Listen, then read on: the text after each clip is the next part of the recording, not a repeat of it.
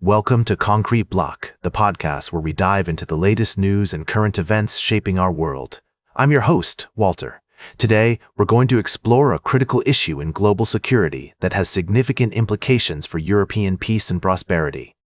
As the security landscape continues to evolve, one thing is clear: the role of the United States in providing cheap security to Europe, a foundation of peace since World War II, is no longer a given. With rearmament efforts underway, European leaders are facing a new reality where they must consider alternative solutions to deter potential threats. One such solution being proposed is to bring Ukraine into Europe's security architecture. This comes as Ukraine has been fighting a war against Russia, and its experience and capabilities could be leveraged to enhance regional security. A potential security pact between Ukraine and the Baltic states could be a first step in this direction. The idea of such a pact is not without its complexities. It would require careful consideration of the terms, including the commitment of Ukrainian troops to defend the Baltic states in the event of an attack. This commitment would necessarily be one-sided, with Ukraine offering the security guarantee without expecting reciprocal commitments from the Baltic states to defend Ukraine if it's attacked again by Russia. Proponents argue that this arrangement would not only enhance regional security, but also demonstrate Ukraine's capabilities as a security provider rather than just a consumer. It could pave the way for further defensive alliances between Ukraine and other European frontline states, potentially leading to a more integrated and robust European security architecture.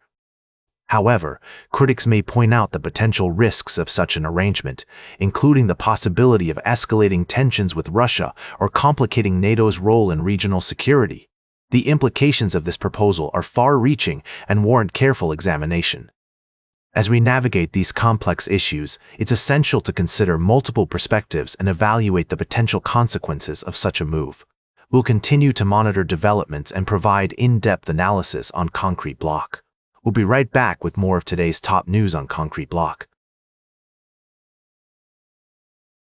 Welcome back to Concrete Block. We're diving into a critical issue that's affecting millions of Americans, and it's not just about politics, it's about people's lives. The government shutdown has left hundreds of thousands of federal workers without pay, and the consequences are far-reaching. One of the most pressing concerns is the fate of the Supplemental Nutrition Assistance Program, or SNAP, which provides food assistance to over 42 million Americans. As we explore this story, it's essential to understand that SNAP is not just a handout, it's a lifeline for many individuals and families who are struggling to make ends meet.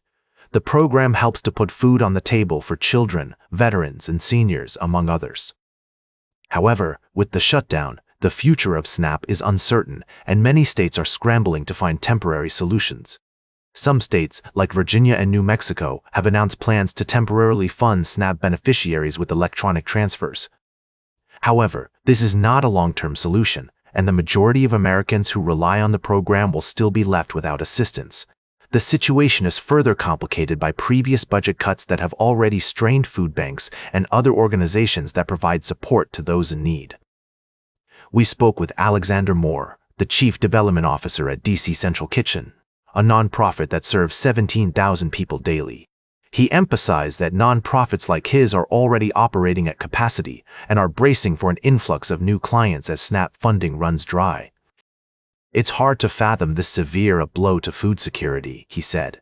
As the shutdown continues, it's crucial to remember that the impact is not just limited to federal workers or those who rely on SNAP. The effects will be felt throughout communities, from food banks to local businesses. It's a complex issue that requires a thoughtful and compassionate approach. We'll continue to monitor this situation and provide updates as more information becomes available. In the meantime, we urge our listeners to consider the human impact of the shutdown and to support organizations that are working tirelessly to provide essential services to those in need. Welcome back to Concrete Block. As we wrap up today's show, we're taking a closer look at a developing story that has significant implications for international relations and humanitarian efforts. The Trump administration has announced it will set the lowest refugee admissions cap in U.S. history. allocating just 7,500 spots for this fiscal year, with the majority of those spots earmarked for Afrikaners from South Africa who claim to be facing racial discrimination. This decision marks a dramatic shift in the decades-old U.S. refugee admissions program, which has historically provided a safe haven for vulnerable individuals fleeing war, violence, and persecution worldwide. The program was designed to offer protection to those persecuted due to their race, religion, political views, or membership in a social group. The administration's move to prioritize Afrikaners, while refugees from countries like Afghanistan, Myanmar, and Sudan are being blocked, has sparked controversy and accusations of preferential treatment among refugee advocates. Critics argue that this decision undermines the program's purpose and credibility, particularly at a time when crises in various parts of the world have created an unprecedented number of displaced individuals. It's essential to note that the South African government has vehemently denied claims of persecution against Afrikaners and other white South Africans. The country's history of apartheid, where white South Africans enforced a brutal system of segregation over the black majority, adds complexity to the current situation. Proponents of the administration's decision argue that it addresses specific instances of racial discrimination and oppression.